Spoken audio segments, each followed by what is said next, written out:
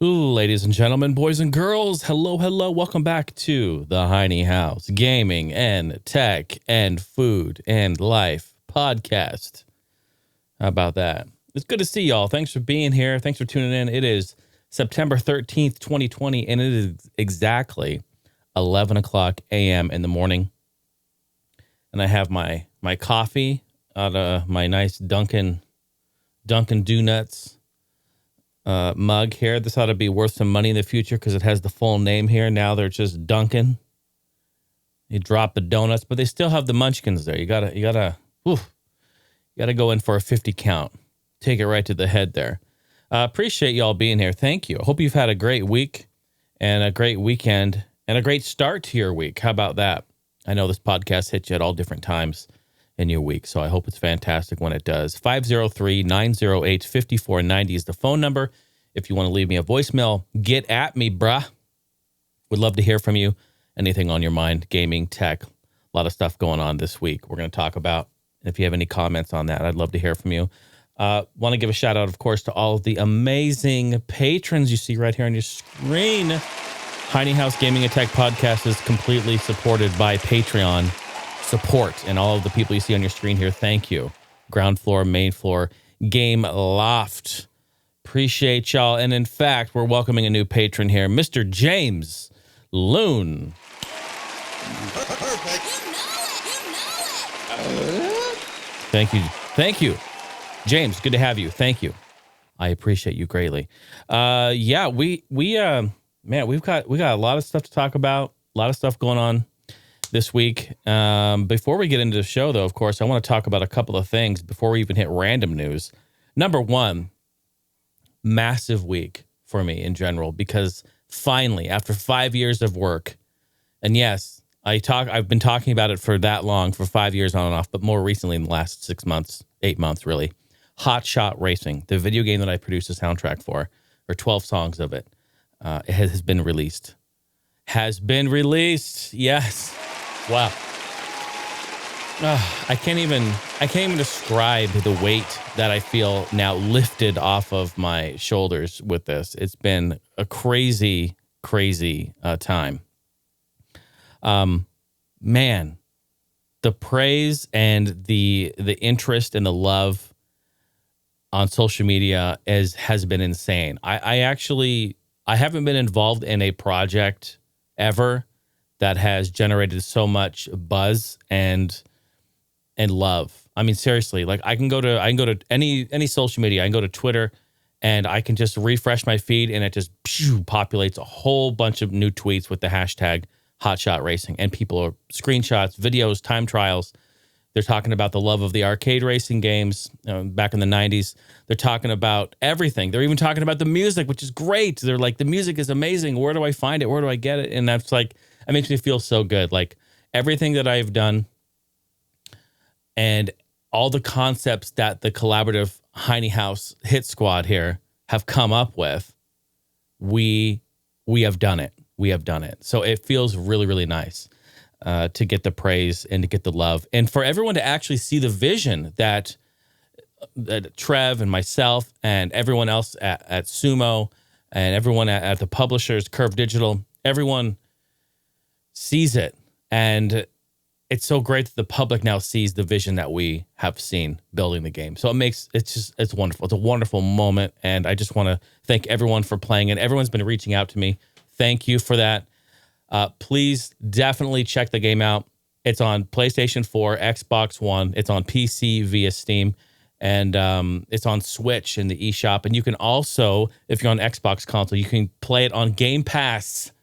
What? Yeah, the 10 million players that subscribe to Game Pass can play it. So that was the big news right before it launched. They're like, oh, by the way, it's going on Game Pass, which that completely takes the game from being where it was to, holy shit, we now have an audience of, I mean, potentially 10 million people or however many subscribers there are. I mean, that's insane. So like I can actually say that now. I can put that on my resume. It's like, yeah, I've got a game that's been on Game Pass. You know, I've produced audio and, soundtrack for a game that's been on Game Pass. And that just feels so good. Like The number one thing people say when they reach out to me is they say, I really hope this opens doors for you. And I hope that people now can see and will hire you and bring you on board for their game. And I hope so too, because I love to do this, and it's a labor of love, but also it's a labor of passion and creativity. And it feels so, so good. I want to talk about one thing just on Hotshot before we go. First of all, you can find Hotshot Racing all over the place. Go to Curve Digital's website, look it up online, just type it in. You cannot miss it. It's everywhere. You can get it on Steam. If you buy it on Steam, you can also get the soundtrack there as well. It's available there as well. Soundtrack is available all over the place. It's available right now. Actually, as of yesterday, it just hit Spotify, which is great. So if you're on Spotify, give me a follow. I haven't even promoted my Spotify artist page, like technically, but I have a Spotify artist page. All my music is there. Go check it out. Give me a follow. The soundtrack hit it yesterday. It just hit iTunes and Apple Music. So make sure to go to Apple if you use Apple Music. Stream that. Love it. Turn it up. Have fun. Oh my gosh, enjoy it. Please enjoy it. That would make me so happy. I want to talk about one last comment about this, about my mini documentary that I made on my YouTube channel. In my documentary, I talk about, this is actually a good life lesson. We're going to talk about a little life lesson stuff here. What happened was I talked about how it came to be and how it was. I made a comment on a beta trailer for a game back in 2015.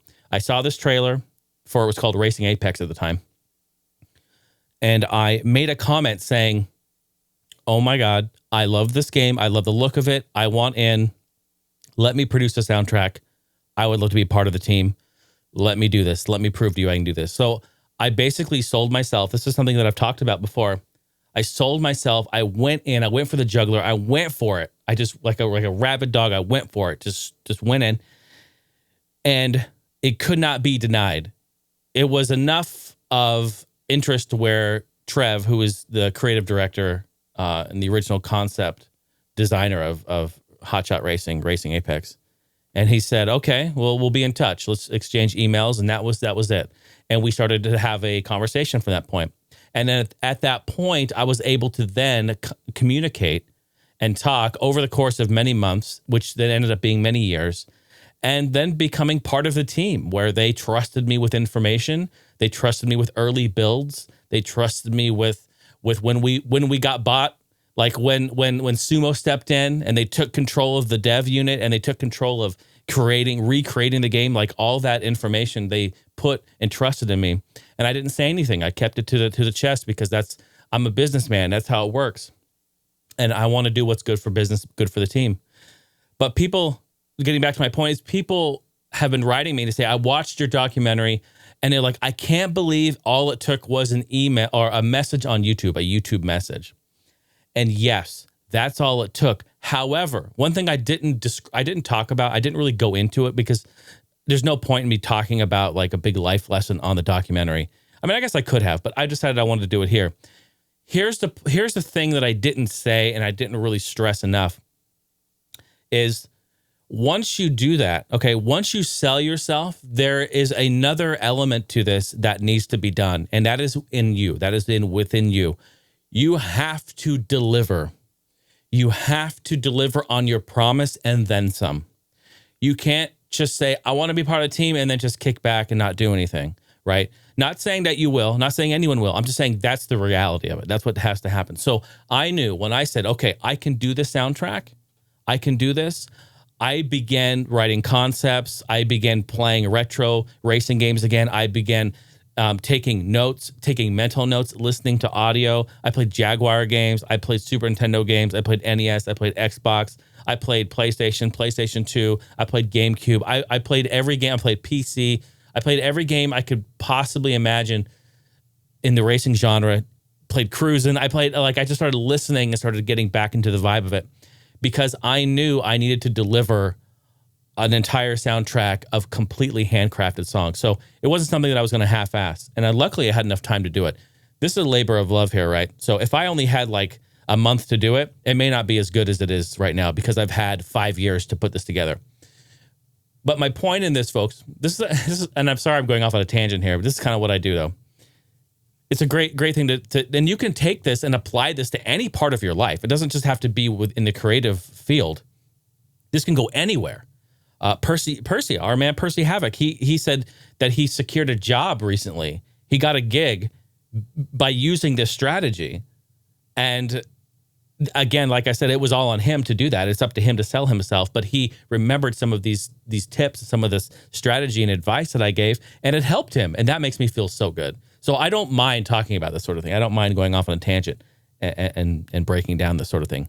So the point is here, folks, jump in and sell yourself. Be confident in your ability and be aware of your audience, be aware of your surroundings. But also, once you do that, here's the big tip. Once you do that, be prepared to deliver on your promise and then some. That is the huge thing that I did not talk about. People said, "Oh, it's just you just made a YouTube comment on it. Oh, wow. Yes, I did. That opened the door. It cracked the door. And then I blew that fucker wide open. That was my plan. Blow that fucking door wide open. And I did. And it was deliberate and it was intentional. And I by design, I wanted to do that. You should do the same. So be prepared to just fucking hit that door hard. And that's what feels really good. It's like, yes, blow the door off it, man. Blow the doors, clean off the hinges to anyone you're working with and make that your strong point. You're like, damn, holy shit. Wow. This is amazing. This person is incredible and delivering. And then you become an asset. And then you'll get other gigs in the future. I hope this evolves into a great relationship for me with Sumo and Curve and Lucky Mountain Games and whatever they have down the pipeline. They know that if they have a game where they feel I could fit into the equation, I know I will get that call. And that is all by design. So be very good to the people you're working with. Have a great working business relationship with them. Be respectful and deliver on your promise and then some. Okay, how about that? Feels good. This will be the last week that I record a podcast with this fucking cancer on my nose. And you can kind of see it here a little bit around the tip. You see it there. So, I'm going in, despite all this amazing stuff that's going on right now. And I'm so thankful. I'm so happy. I'm going in on Thursday morning to have this removed. And I'm actually, I'll be honest with you guys. I'm a little nervous about it. I am. I'm a little nervous. I don't know what to expect. Everyone says it's no big deal. It's going to be really easy. And I hope that it is. And I'm sure that it will be. I've never had this. I've never gone through this experience before. I mean, when I was a kid, I had a mole removed on my neck. I don't know if you can. Yeah. See that scar right here? That actually was a mole that I had removed when I was really young. And I don't really remember it. I was so young. So I guess in a way I'm like, this is different. All right. This is different. But yeah, I'm going in Thursday morning. I anticipate an hour. They say an hour. That's not very long, right? So, okay, it's cool. It's cool. But yeah, I'm just honest. Like, I'm a little nervous about it, but it'll be cool. And hopefully I don't fuck up my nose too much. We'll see. Who knows? Maybe they'll make me look more handsome. I mean, that could be a possibility. I don't know. I keep looking over here because I got my monitor to monitor my feed, but I'm one sexy looking motherfucker, right? No, I'm just kidding. maybe make me look better. Anyway, hey, cheers to everyone. Cheers to everyone. Despite everything that's going on, we're blessed to be here and we're living a good life. Lots of stuff going on. So, we'll be back. I don't know if I'll record an episode next week. I'll probably be recovering that week. Maybe I will. Depends on how I feel. We'll see. I anticipate I'll probably feel okay, but we'll just go from there. All right, folks, let's jump in. Sorry for that long rant, but I really want to talk about that. This is a really great moment and a great life lesson, or great life advice, I guess. Take it or leave it, folks. BK, we were talking a little bit about food at the beginning. BK's drive-through of the future. Remember we talked about Taco Bell last couple of weeks, and they are talking about the Taco Bell of the future, where they are having a contactless setup. The restaurant is smaller. There's more drive-throughs. There's a mobile order pickup lane and a drive-through lane. It looks amazing. All right. So all restaurants are doing this and post-COVID, right? So COVID's changed everything, and their drive-through sales have gone skyrocket. Drive-through sales have always been good. Most people don't want to go in, but they have spiked. So check this out. Last week we talked about Taco Bell. Yes, of course. Today, BK is introducing and discussing where their new restaurant concept, where the car, they say, is treated like royalty because they're Burger King. Get it? Get it? The first is a small footprint store with no dining room at all. An idea pioneered by Starbucks in around 2012, which reduces Burger King's footprint by 60%. Holy shit, that's a lot. Instead of dining in, it invites you to either walk up, drive through, or park under the shade of a solar roof and have your food brought to you like old-fashioned car hop or like Sonic. Sonic, gotta eat fast. The second concept is a T-shaped two-story restaurant. The bottom features a counter to order, plenty of lanes for cars. The top story features the kitchen and a dining room. And why have this huge, heavy second story? Well, it allows the store to be smaller on the ground, have a smaller footprint. This also creates more space for cars to get to the drive-thru. And today, at least 65% of fast food restaurants' revenue is made by the drive-thru. Yes. So yeah, it's really interesting. It almost looks like it has this like elevator like piece that goes up, and cars can then drive through. But you can sit inside this thing, and it like moves up and down. Like, yeah, I don't know. I mean, there's a joke in here somewhere. I mean, they can't even get my order right. So can you imagine them now operating like elevators with real people in them? I mean, this sounds like a disaster. Fucking A, BK. I'm just kidding. Relax. No, I do. I've said this a million times. BK in the 80s and 90s, sign me up. There would be no other restaurant I'd want to have a burger at than BK in the 80s and 90s. But I feel that they have just fallen off. Okay, redesign your restaurant, but let's actually redesign your food. And what's up with you having the best fries ever? Go look up the most popular fries from fast food restaurant lists. BK is on there all the time, so we have got to get over there and try their fries again. What is going on? I know my good friend Brandon, he says he loves BK. He has a good BK near him. Again, we can have all these fast food restaurants near us, but again, it comes down to the quality of what the people are going to do inside that restaurant, right? It comes down to how they're going to prepare, what they're going to do, how lazy or how ambitious they are, right? It comes down to that, just reality. You've been to good ones, you've been to bad ones, just reality. That's where anywhere you go, not just food, not just restaurants, it's anywhere. So speaking of food, Taco Bell, yep, they're removing more items. Can they just please stop? Taco Bell, stop. Knock it off. Leave us alone. Okay. If you're going to do anything, restaurants, if you're going to do anything right now, stop messing with your menu. Because right now, we're dealing with a lot of shit, okay? We got COVID going on. The whole entire West Coast is on fire and burning right now. Seriously, there's riots and looters going on. This year has been fucking crazy.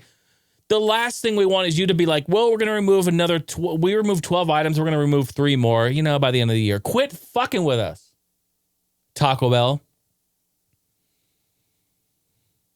This news comes on the tail of them removing other items just recently, including grilled steak soft taco, nacho supreme, beef Fritos burrito, spicy tostada, triple layer nachos, spicy potato soft taco, cheesy fiesta potatoes, loaded grillers, chips and dip for fuck's sake, and the breakfast mini skillet, which was amazing.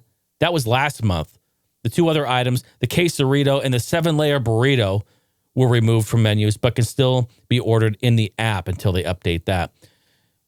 What kind of restaurant are we going to run here? In a place where we don't have all of that? I mean, let's be real. They've got 10 different ingredients, and they just regurgitate the 10 ingredients to make different concoctions. There's nothing new here, minus like the Mexican pizza, which is unique, and it's a shell that is probably expensive. But still, what? Mike Grams, president of Taco Bell, said in a written statement that the chain is, quote, constantly evaluating ways to provide a more efficient restaurant experience. While we know fans may be understandably sad to see some of their favorites go, this evolution of our menu truly paves the way for fresh new ideas. The creativity and innovation in our kitchen hasn't slowed down at all, and we look forward to rolling out new fan favorites. Okay, so that's kind of exciting, that last sentence. Fan favorites. That means they're going back to the drawing board and looking at what sold well back in the day and maybe bringing those back. They're going to be for a limited time, but still, that's pretty cool. but I do not like the fact they're getting rid of all this shit. Taco Bell will also roll out some new menu items this fall, like the new Dragon Fruit Freeze beverage, which will be available nationwide starting September 24th. It will also roll out a new Chicken Chipotle Melt nationwide November 5th. There are also some new regional offerings on the way. Taco Bell said it would offer new green sauce recipe, some of their where areas where green sauce was previously offered. It also is planning to test out quesalupas, a chalupa shell stuffed with a blend of pepper jack and mozzarella cheese in the Knoxville, Tennessee area starting September 24th.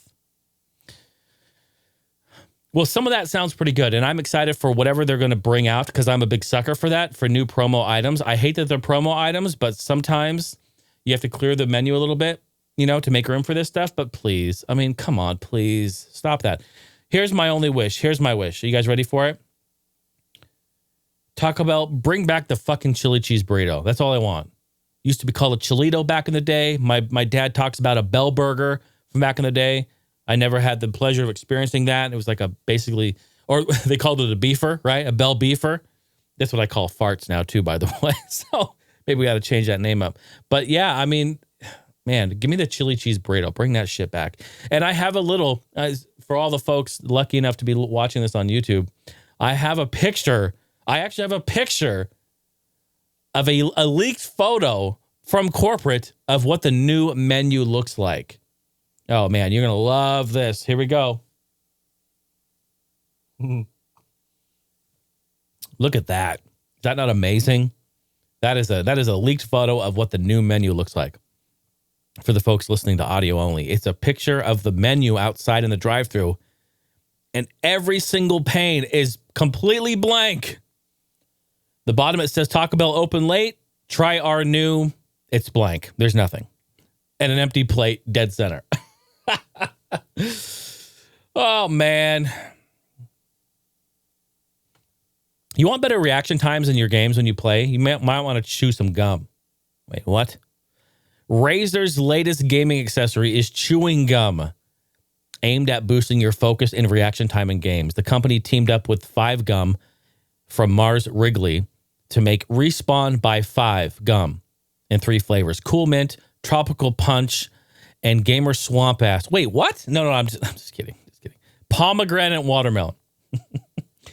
The gum is available starting today at $3 per 15 stick pack and $27.99, $28 for a 10 pack. It will be available from Razer.com as well as Amazon. What is going on here? Razer says the gum was developed with a, quote, extensive amount of R&D, part of which came from studying the daily routines, gaming schedules, and snacking habits of casual and pro gamers. If you were turned off by the high amount of caffeine in energy drinks or maybe a drink mix, you might like the chewing gum. The chewing gum's only source of caffeine is from the green tea extract within the recipe. Razer says it wanted to develop a product that can be, quote, consumed at any time of the day, night or day, and keep gamers focused, but not continuously affected once the game is over. Very cool. Well, I mean, I'm not really one about to go after the hype of this shit. You know what I mean? But, I mean, I would try it. I would try it if it was there. They also said that the sticks of gum are completely black, but they do not make your mouth, tongue, or teeth black. So that's good. But, yeah, I mean, Cool Mint, you had me at Cool Mint. I'll try it. I mean, what's the difference? You know, let's try it out. It'd be cool. All right, there's some random news. How about some gaming news? You want to talk about some gaming news? Ho!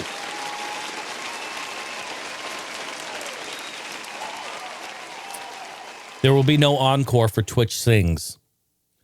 Twitch Sings has sung its last. Twitch announced today, this was a few days ago, that the live stream karaoke platform co-developed by rock band studio Harmonix will be closing down at the end. Excuse me, at the end of the year. Let me coagulate on some coffee.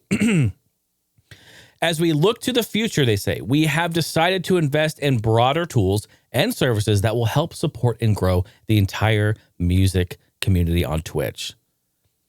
It is said that they said that in a closure announcement. Because of this, they say, we have made the difficult decision to close Twitch Sings January 1st, 2021. Twitch has a general music category, which I stream in when I do my DJ sets and things. with 3.6 million followers. The Twitch Sings category has 161,000 followers, so not a whole lot, but still, there's people in there.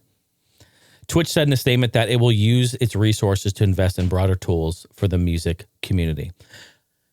I'm sad to see Twitch Sings go. It wasn't anything that I used specifically. I feel bad for everyone that was in there who used it. There's nothing worse than having a service or something that you like go away like this. It sucks. I know, it sucks. But if you're a singer or a musician in there, this should be somewhat good news because they're going to invest in music tools. Remember, at the beginning of the year, we talked about a statement. They hired one of the one of the developers from Spotify. Remember, they hired one of them. They brought them over, and they're going to develop tools and resources for the music category. I really like that idea. And if they're going to invest in the music, that just benefits all musicians. So that's a good news. That's definitely good news. You can now cancel pre-orders in the eShop. This is a real quick blurb here. Nintendo rolled out an update in the eShop recently. I don't know when it came out. I noticed it 2 days ago, but the eShop looks a little different. In fact, dude, did they hear me yelling and cussing at them? Because it runs better now. Remember how laggy it was? It runs really nice. And I mean, it's still not perfect, but it runs much better. It looks a little bit more condensed, has a cool Mario 64, like loading Mario running, looks really cool. But also now one of the updates, or that update that went through was now the ability to cancel any pre-orders you have, which insane that it took 3 years, right? Wow, crazy. But yeah, you can cancel pre-orders in the eShop now on your Switch. EA Play is coming to Xbox Game Pass. This was a huge thing on social media. I was following it. I was LOLing too. It was really great. They staged it really nice. It was great. Xbox Game Pass official Twitter account made a tweet like, "Hey EA," they tagged him, "Hey EA, do you want to bring your games over to Xbox Game Pass?" And then EA responded, "Oh, Xbox Game Pass? Is that the monthly subscription service where gamers get like," they went through the little like promotional like sales blurb about it. And they're like, "Yeah, that's it. That's our service. You want to bring it over?" And they had this like commentary back and forth to like build it up and hype. And sure enough, EA is going to do it. The company announced that Xbox Game Pass Ultimate and Game Pass for PC subs will soon get EA Play membership at no additional charge. Essentially, this means that if you shell out for Game Pass Ultimate on PC, your subscription will also include access to more than 60 additional EA games, including big titles like Sims, Mass Effect, FIFA, and more. This means the Ultimate Game Pass members will enjoy EA Play on Xbox One, Series X, Series S, and Windows 10 PCs, and Xbox Game Pass for PC members get EA Play on Windows 10. Microsoft explains the addition of EA Play will start this holiday. That is a true sign, folks. That is a true sign that fucking EA Play was terrible and a bad deal. No one bought it. No one bought it. It wasn't great. We know that. We knew it when they launched it. We've been saying it now for a long time. Xbox Game Pass, dude, say what you want. That is absolutely the best. Can I say it? Can I go ahead and say it? I'm going to do it. Not only is this one of the greatest deals for a gamer today to play games, this is probably one of the greatest values in gaming ever. I know that's a pretty bold statement, but think about it. What other service, what other offering is there that gives you so much value per dollar? And now with the addition of EA Play, I mean, say what you want about EA or say what you want about their games, you're going to have access to them at no additional charge. I mean, that's like EA the Titan, like bowing down. Like, okay, Microsoft, you win. It's yours. Crazy. I mean, what a value. And we'll talk about the Xbox too, which also looks like it'd be a pretty good value as well. Is there a 4K Nintendo Switch coming? I mean, maybe. Buried in a new Bloomberg report on a 20% increase to Nintendo Switch production on their shipments. There's a little tidbit that the company marked in there. They made a little statement in there to third-party developers. They said, quote, "Make their games 4K ready." That's what they said. in this Bloomberg report. So they actually said it. Hey, devs, make your games 4K ready. Well, most people have anyway, but got to drink this coffee before it goes cold. So that's not a confirm on anything except for, come on, folks, we're going to get a 4K Switch. It's coming. They wouldn't say that. They just wouldn't say that. It's the latest sign of a more powerful Nintendo Switch variant. Yep. We don't know what that exactly means other than make your games capable of 4K. If they say make it 4K ready, that means like just make it capable of running in 4K, right? It wasn't really expanded on, so we don't know. But Nintendo has declined to comment on any of the reports, of course. They're cautious of what they say. I mean, when we have people that are digging through trademark paperwork that they file and digging through code and hacks and leaks and stuff, you know, they're very cautious about what they say. But reality is they have to say some stuff to some people, and that has to get out, that word, you know what I mean? So very, very cool. Speaking of Nintendo, Breath of the Wild prequel, Hyrule Warriors Age of Calamity, coming to Switch. It's a sequel to 2014's Hyrule Warriors. And it takes place about 100 years before the events of Breath of the Wild. So, yeah, we're getting a new Hyrule Warriors game on the Switch. If you played Hyrule Warriors, you already know what we're talking about here, but it's a hack and slash Zelda game and coming to Nintendo Switch on November 20th. I know people were kind of like butthurt about it and upset. They were like, we want a new Zelda game. I mean, shit. I mean, people are still playing Breath of the Wild, and why not? It's a masterpiece. Absolute masterpiece. But yeah, pretty cool. So that's actually great news. Big talk here with Xbox. This is my last article in gaming. Should we talk about it? We're going to jump right in. Big news this week. Microsoft has confirmed the existence, release date, price, and design of Xbox Series S and X. My DSer is going to go ape shit on this podcast episode with all this. I see it flickering when I say that. It's like freaking out. What are you doing? I'm saving this big news for last here in the articles, but big news, man, big news. This is all breaking news as of the last 48 hours, in fact, of me writing the article. Xbox Series X and S launches November 10th at $499 and $299 respectively. A new robot white controller. Pre-order starts September 22nd, a few weeks out. And Xbox, so I have some blurbs. Everyone knows about it, but I want to talk about it in case you don't, in case you're not. And you tune into the Heine House podcast for your news. I got you. Xbox Series X, our most powerful console ever made. And Xbox Series S, new generation performance, and our smallest console ever. Built at a more affordable price. Launched globally November 10th. Pre-orders 22nd of September. Empowering you, the freedom to choose, is core to everything that we do at Xbox. In addition to the traditional option of purchasing the new generation of Xbox Series X and S at $499 and $299, we are expanding our Xbox All Access program to 12 countries this holiday. That's crazy. With more to come in 2021. So they're expanding it to 12 more countries. That's so awesome. That's some global shit right there, folks.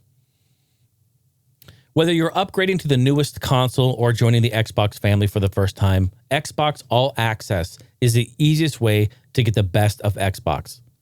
Xbox All Access provides all Xbox Series X or S series, along with 24 months of full Xbox Game Pass Ultimate experience.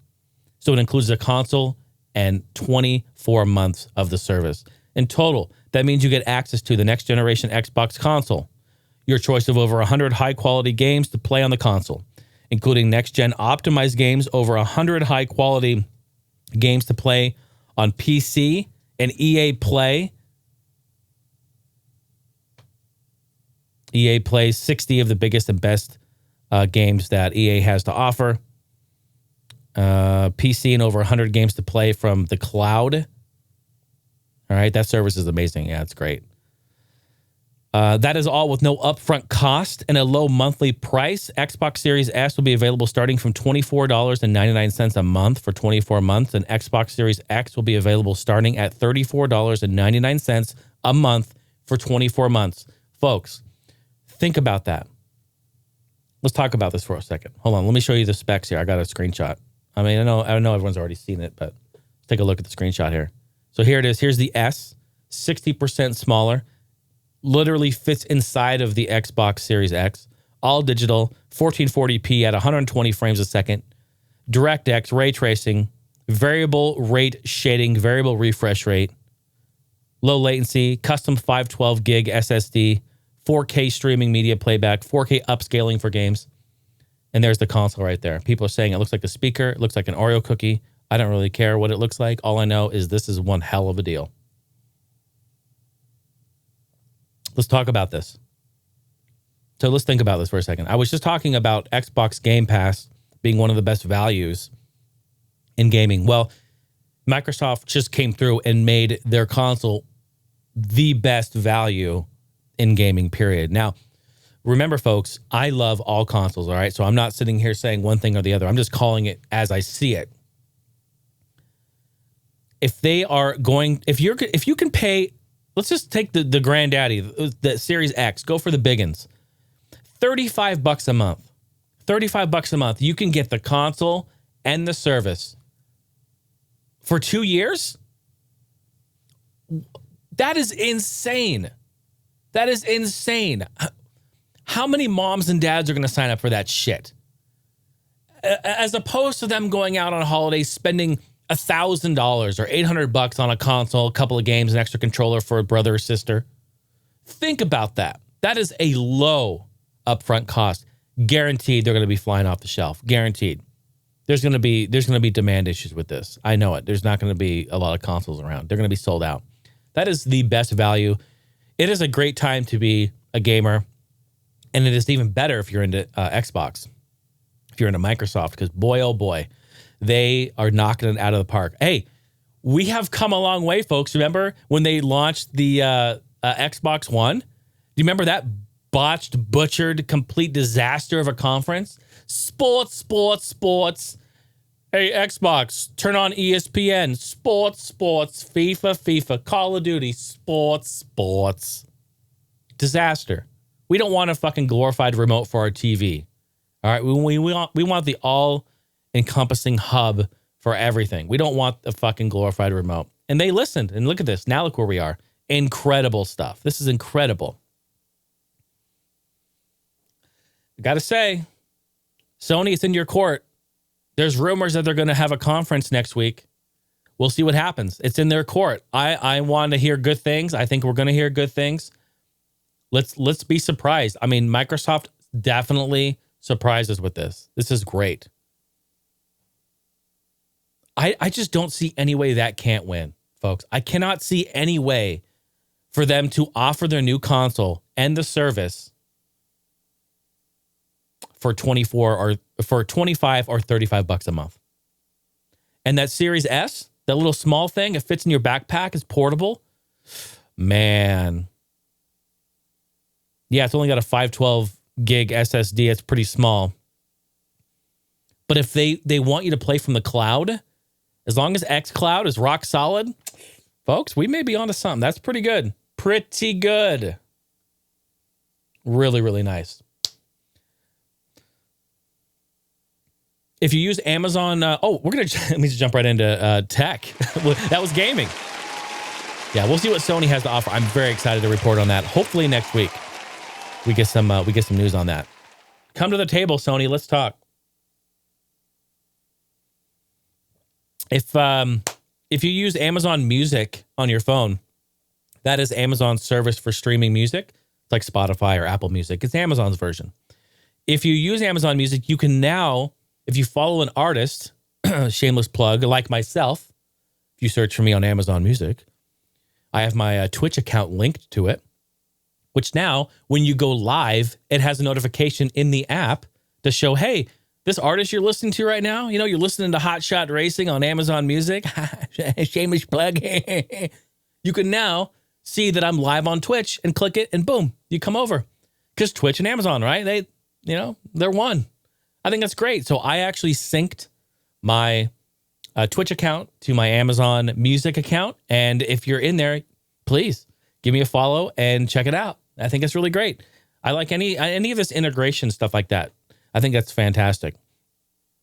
And again, I've already talked about it a little bit at the beginning of the show, but this is a great segue, and it's a not shameless plug because I'm super proud of all the stuff that's going on. But folks, if you listen, wherever you listen to music, let's just break this down. Wherever you listen to music, all right, wherever you stream music from, I'm talking about the services, Spotify, Tidal, Apple Music, Amazon MP3, wherever, iHeartRadio, I don't know, wherever you listen to it, Deezer, wherever, I'm in there. All right, so search for me, give me a follow. Spotify, I just got an email. I just crossed 100 followers on Spotify. That's great. I haven't really talked about it, but you can give that a follow. Fantastic. Thank you, everyone. Yeah, you will then be notified when I release music openly like that. And I think that's great. Please do. Please do. I would appreciate that. Fisher-Price controller accepts the Konami code. This article reads, this is really funny. So it's a children's toy. You know, Fisher-Price, they make children's toys. So this couple bought this Fisher-Price controller and the dad started messing around with it. And he just jokingly entered the Konami code into the controller. And it did something. It's very interesting. Article reads, my wife bought a toy game controller for our baby girl. I couldn't have been more prouder. Our 6-month-old already loved the drum. Loved to drum her feet on it. She's born a gamer. So I started off fiddling with this so-called Fisher-Price Game and Learn, impressed by how many sounds they've managed to cram into this toy. A funny idea struck me. I started pressing the buttons in the infamous sequence, the one that everyone knows, the Konami code. Up, up, down, down, left, right, B, A. And when he did that, it played a little Mario jump sound, and it goes, you win. The Fisher-Price controller did. It's crazy, right? So obviously, the people designing that controller are gamers, 100% gamers, and they put an Easter egg in there. I think that's really cool. What other Easter eggs do we not know about? I love that. I think it's so cool. I saw him post too on Twitter. He goes, well, since my post blew up and went viral and everyone's buying these controllers now from Fisher-Price, he put his affiliate link up there. He's like, please buy it through this link. Yeah, absolutely. If you're going to do the fucking marketing for Fisher-Price, absolutely. Absolutely. Buy it through this guy's link and get him a few pennies on that, on the sales. I mean, seriously, like, that makes sense. Hell yeah. Fisher-Price is like, yeah, great. Someone found it. Good stuff. Google Maps now shows traffic lights in their app beginning this week. Google Maps starts showing traffic lights in the largest American cities, regardless of the device that you're using to run the app. The feature is live on Android and iPhone, and as a result, the new icons can also be seen on Android Auto and CarPlay. This is so great. Also, the Waze map app will also be getting a major update in the next few weeks. And me personally, I am extremely excited to see what that has in store. I think Waze is the absolute best map app that is out there. And Waze is owned by Google. All right. So we have to be careful here because they have their own Google Maps. All right. And they have Waze. And what I don't want to see is them to try to I don't know. I worry because it's very common for a company to have something amazing and then it blows up. It's really popular. And then they go in and they change it so much and they fuck it up. And please don't mess up the Waze app. In fact, you guys know every day I spend 2 hours every day in the car driving, and I use Waze every single time because it keeps active traffic. It keeps where police are. It shows me where traffic jams are happening. If there's an accident, it will reroute me. It will tell me about stuff. It's just it's fantastic. It is crowd supported real-time traffic data. You report something, all traffic that comes up behind you are going to know about that. It's wonderful. When it's safe to do so, I'll tag things too. Not all the time, of course, if it's not safe, if I'm not stopped or whatever. But I'll tag when I see an officer hiding in the corner, or if there's a traffic jam, I'll tell, yeah, I'm in a traffic jam. Or if there's a delay, it will be like, hey, are you in a delay? I'm like, yep, I'm in a delay. And it's just great. That is so fantastic. So I can't wait to see what the new traffic is for Waze. Very, very exciting stuff. Cannot wait. Yeah, that was some tech stuff. Yeah, we're on the fast track here, folks. Fast track. Let's go ahead and jump over to the phone lines. 503-908-5490 is the phone number.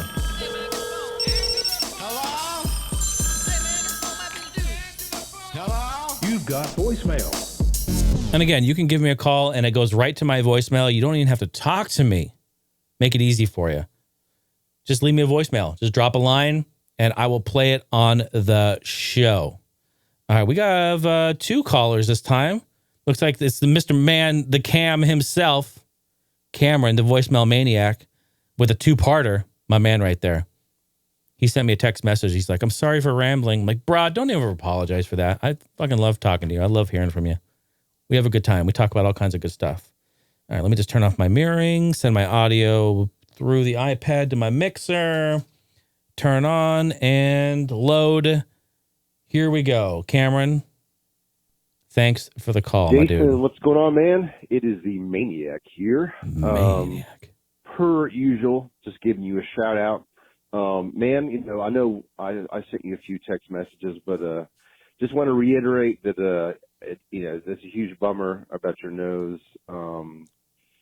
It's just man, if that happened to me, I'd be freaking out. I'm very much prone to worrying about anything and everything. So, Yeah, I hear that. I can only imagine, man. But you're taking it in stride, and you have the right attitude, a great attitude about it. You know, with life, it's just one of those things, man. Like things just pop up, and stuff like that you just can never expect. But I wish you the best. I think hopefully all your results will come back, and you won't have to have any sort of major surgery or anything. I doubt you would. I mean, I don't really know, obviously, but man, I'm hoping it's not going to be that big of a deal. I'm rooting for you, of course, and Thank you. I know things have been tough, and when it comes to the medical things, for you. So, man, it's been tough. I imagine, but I just want to commend you on your attitude. So, Thank you, Cameron. Appreciate that. Let's see. Second thing, I was just kind of curious. What is the just totally switch gears to video games? Let's do it. Yeah. What console or what platform do you spend the most time on? I'm assuming it's probably PC, based upon your comments in the last episode. But I'm curious. Maybe PC, Switch.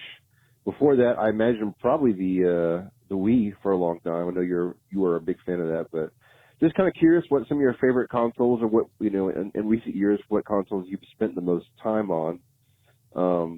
Oddly enough, I think mine has been, or maybe not oddly enough, but Sega CD/Genesis. Probably mostly Genesis, but been rocking some Shining Force CD lately myself.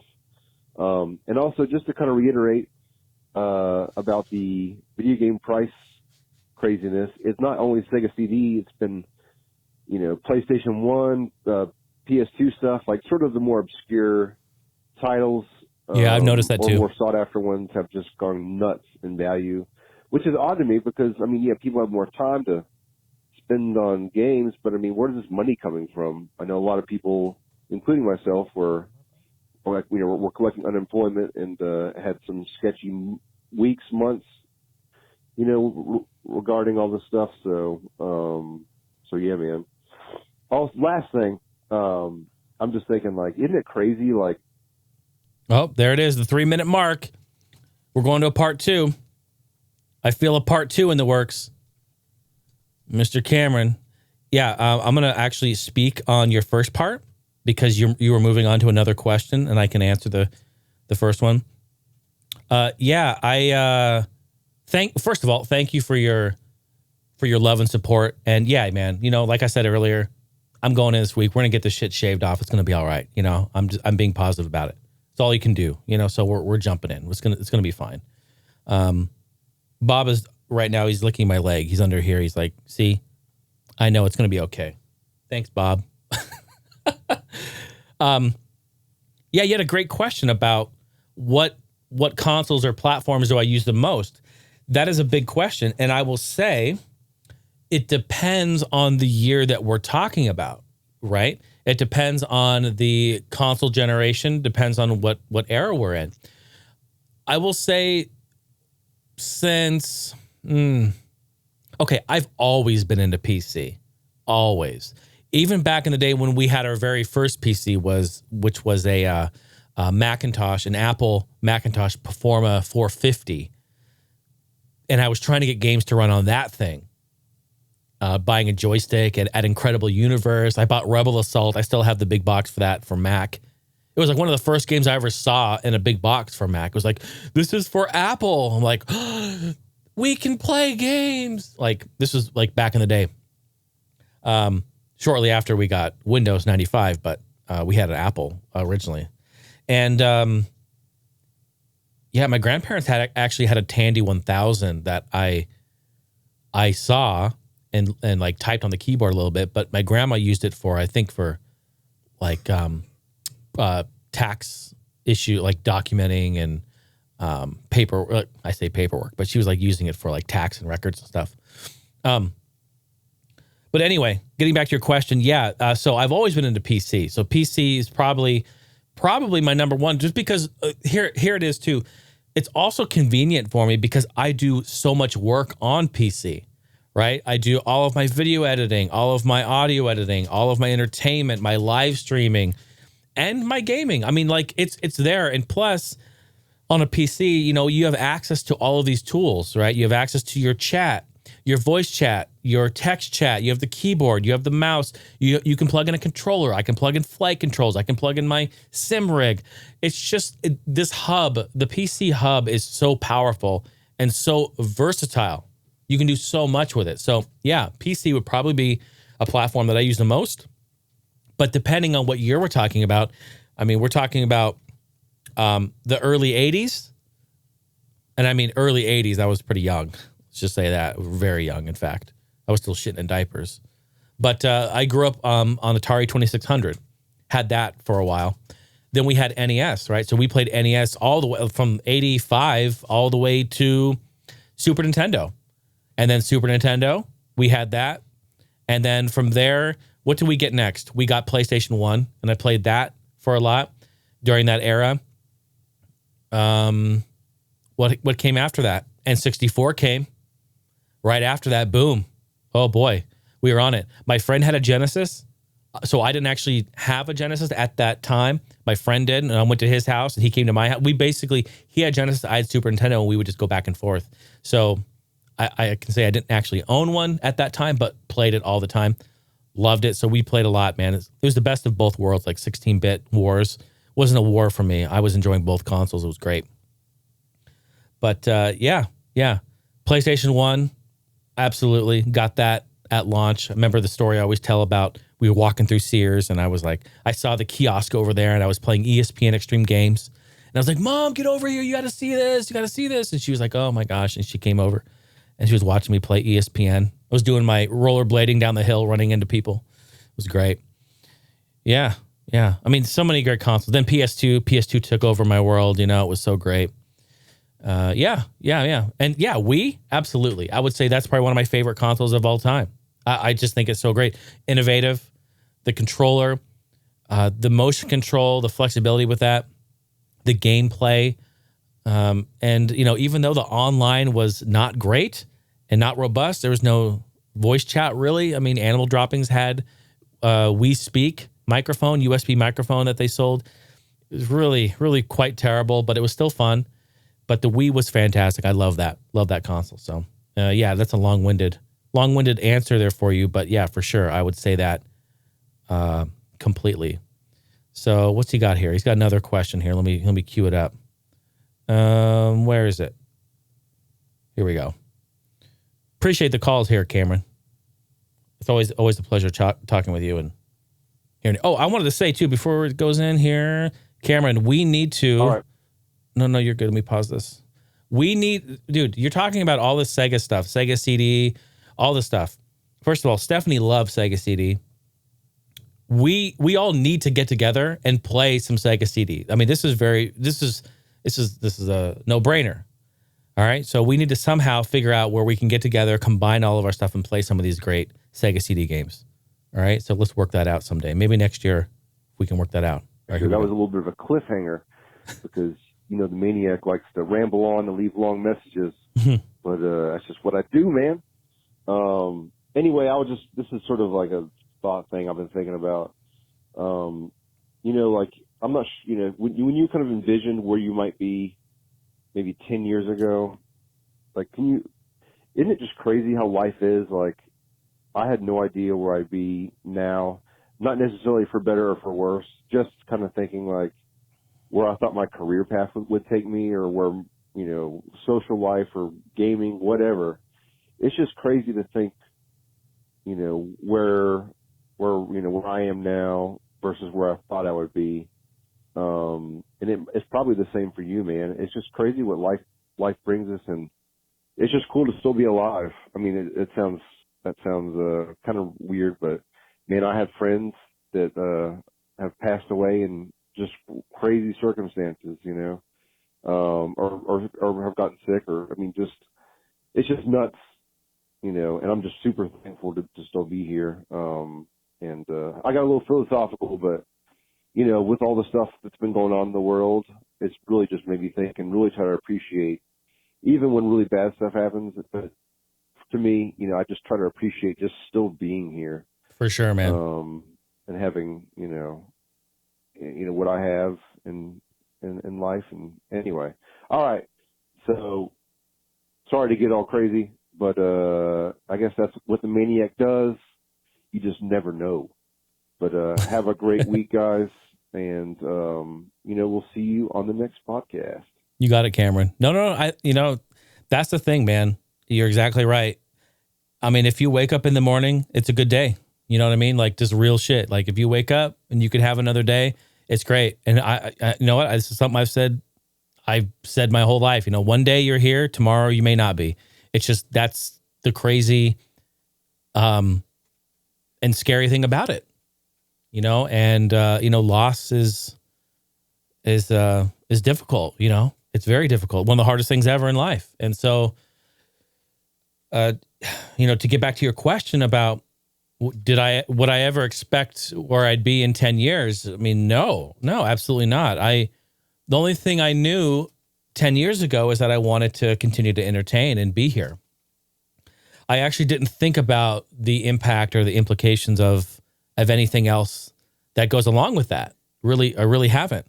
So when I'm able to sit here in front of this camera, in front of this mic, and do something that allows me to express myself and be creative, and also meet new people and hear from people and listen to your stories in your life and get to know you guys. And even if you don't call in or take part, I know there's lots of people that listen. I think that's just the most amazing thing. I think it's so great. And it feels so good. It's very satisfying for me. And I feel that in some maybe small part of any of this and whatever I'm doing, I'm helping inspire, or I'm helping encourage, or I'm helping lift up someone, because I don't think enough people lift others up. It's a very selfish game out there. And it feels good to, in any small part, do that. So that's all I really try to do, and just kind of be here in my lane and do my thing. And if anyone wants to jump in a car and hop in the lane with me and ride this ride, then, we're doing good. We're having a good time. That's really all it comes down to. So, but yeah, no, I appreciate you, Cameron. Thanks again, always, for your calls and your support there. So yeah, we're going to continue on and have a good time for sure. Much love to you, brother. Appreciate it. All right, we're going to jump into last call here. Let's see. What do I have here? Looks like we got something from Nathan. Mr. Nathan. All right, let's do it. Thank you, Nathan, for the call. Hey, Jason, appreciate it. Nathan here. I don't have a question this time. I just really wanted to call in and say congratulations on the release of Hotshot Racing. I left a YouTube comment saying the same thing. Thank you. I thought about it for a second. And I said, you know what? This is a special occasion. Let me reach out with a more personal congratulations and actually call in, Thank you. Yes. because really, I mean, I'm sure you must be excited because it's such a good game, and it just seems like it was such an awesome project to be part of. Yeah, for sure. I got it on the PlayStation, and I ended up actually kind of splurging and just getting it on Switch too, because it's that kind of game. Yeah, I agree. You should. You're just gonna want to pick up and play it, just throughout the years and that kind of thing. So I was like, what, I need to have this on Switch too. But I hope this opens up the door to hear more of your music and possibly other video games in the future, or whatever projects you choose to work on. But I'm really excited for you, and I hope everything's well with you. Have a good one. Nathan, I appreciate that, man. You read my mind, man. We were just talking about all this stuff. First of all, thank you. And I appreciate you taking the time to send a more personal message over for that. Yes. And like I said before and talking about it earlier, I beat it to death here. But yeah, it's a dream come true for me. It's just one of the most amazing things, and definitely the biggest and most amazing project I've worked on up to this point. And I think everything that you do always sets the tone for what you do in the future. So I do hope this opens up doors for me in the future. I hope I'm able to join teams and be a part of productions. And dude, I'm even hustling on Twitter. Like, I'm going on Twitter and I'm finding indie developers that are like making games, and they're like, there's this one I just did the other day. It's like a little top-down racer, and it looked fun, and people were like, "Oh my God, this looks so amazing!" And I was like, dude, like, I wrote to him, I'm like, "Hey man, like, I'm a for-hire producer. Like, get in touch with me. Like, can we talk? Like, I would love to collaborate, and maybe do some music, do some audio. Like, that's it, man. If you're working on it," and that's just the thing. Like, I'm that dude. Just like you said, like, I had bought it on Switch because it's that game. Like, that makes sense. I did the same thing. I mean, we have it on all the platforms. It's just that kind of game, and you should. It's so fun. But like, if you're working on an indie game or even a project, you're working on a musical project, you're working on a documentary, a video, you need, music or something, like, you're doing stuff, a podcast, you need an intro, like, I don't talk about it a lot, but yeah, man, like, I do intros for podcasts. People hire me to do stuff, and they, I want to be that guy that you look to help create audio. And I'm there for that. So yeah, man, Nathan, I appreciate you. Thank you for getting the games on all the platforms there. Thanks for listening to the music. And yeah, I mean, you nailed it, man. This is, I am very excited. Yes. Extremely excited. A great time. And I look forward to the future with all of this, but I appreciate you greatly. And thanks to everyone for your continued support and love. Let's go ahead and hop over to the patrons here. I wanted to thank them again. Round of applause. Thank you. Everyone on the ground floor, main floor, Game Loft, Brandon, George, Aaron, Luke, Justin on the Game Lofters. Appreciate you. And of course, Mr. James Loon, welcome to the ground floor, my man. Holding it down. Yeah, just a great time. I hope you all have an amazing, amazing day and a great week. And we will see you next week. All right? HeineHouse.com is the website. 503-908-5490 is the phone number. And if you could, please write a review on your podcasting app. If you enjoy the show, that definitely helps me in trending. And, it helps with the algorithms of suggesting my podcast to other people who like games and tech. And, really, really appreciate that. Other than that, be well. Much love to you, and we'll see you on the next week. Bye now.